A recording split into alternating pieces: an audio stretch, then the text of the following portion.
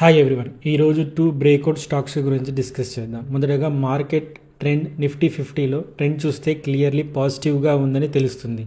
Descending trend line form చేసింది. ఇక్కడ మనం చార్ట్లో అబ్జర్వ్ చేస్తే ట్రంప్ నుంచి వచ్చిన నెగిటివ్ న్యూస్ని కూడా పెద్దగా మార్కెట్ని ఇంపాక్ట్ చేయలేదని తెలుస్తుంది. ఓన్లీ 0.23% మాత్రమే డిక్లైన్ అయింది. బట్ క్యాండిల్ ఫార్మేషన్ చూస్తే టుడే లో నుంచి 0.45% పెరిగింది. మార్కెట్ నెక్స్ట్ ఇమీడియట్గా 25,400 టు 25,500 లెవెల్ని ఈజీగా టెస్ట్ చేస్తుందని అర్థమవుతుంది. ఈ లెవెల్లో ఉంటే 25,500 దగ్గర మార్కెట్ ప్రైస్ యాక్షన్ని బట్టి రియాక్ట్ అవ్వడం better. Once up side confirm చేస్తే మళ్ళీ రీటెస్ట్ చేసి హయ్యర్ సైడ్ కన్ఫర్మ్ క్యాండిల్ వస్తేనే లాంగ్ సైడ్ ఉండడం బెటర్. ఎవరైనా రిస్క్ టేకర్స్ ఉంటే ఆప్షన్స్ బయింగ్ ట్రై చేయొచ్చు. సో మొదటగా బ్రేక్అవుట్ చార్ట్ వచ్చేసి అదానీ పోర్ట్స్లో ఇంపార్టెంట్ బ్రేక్అవుట్ అవ్వడానికి అవకాశం ఉందని తెలుస్తుంది.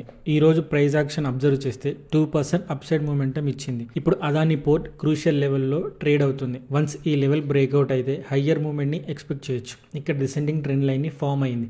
ఆల్మోస్ట్ 5 to 6 టైమ్స్ ఈ ట్రెండ్ లైన్ని టెస్ట్ చేసింది. ఇప్పుడు ఈ డిసెండింగ్ ట్రెండ్ లైన్ బ్రేక్అవుట్ అయ్యే అవకాశం కనిపిస్తుంది.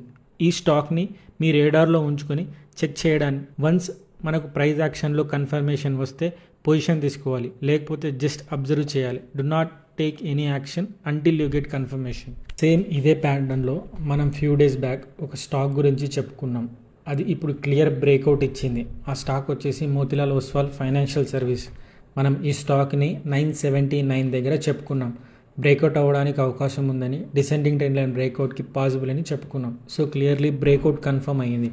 అదానీ పోర్ట్స్ కానీ మోతిలాల్ ఒస్వాల్ ఫైనాన్షియల్ సర్వీస్ కానీ ఈ రెండు స్టాక్స్లలో కామన్ థింగ్ ఏంటంటే డిసెండింగ్ ట్రెండ్ లైన్ కాన్సెప్ట్. మనం ట్రేడింగ్లో 100 విషయాలు ట్రై చేయాల్సిన అవసరం లేదు. జస్ట్ ఒక్క విషయాన్ని 100 సార్లు ప్రాక్టీస్ చేయండి, మీకు ఖచ్చితంగా క్లారిటీ వస్తుంది. అలాగే ఇంకొక ఇంట్రెస్టింగ్ సెక్టార్ వచ్చేసి పిఎస్యు బ్యాంక్ ఇండెక్స్ కూడా బాగా పర్ఫామ్ చేస్తుంది. అందులో ఎస్బీఐ బ్యాంక్ కానీ కెనరా బ్యాంక్ కానీ రెండు కూడా చాలా చక్కగా పర్ఫామ్ చేస్తున్నాయి. కెనరా బ్యాంక్లో మల్టీ ఇయర్ బ్రేక్అవుట్ వచ్చే అవకాశం ఉంది. ఎస్బీఐలో ఆల్ టైమ్ హైకి రీచ్ అయ్యే అవకాశం ఉంది. So that's it guys to this video. Thanks for watching.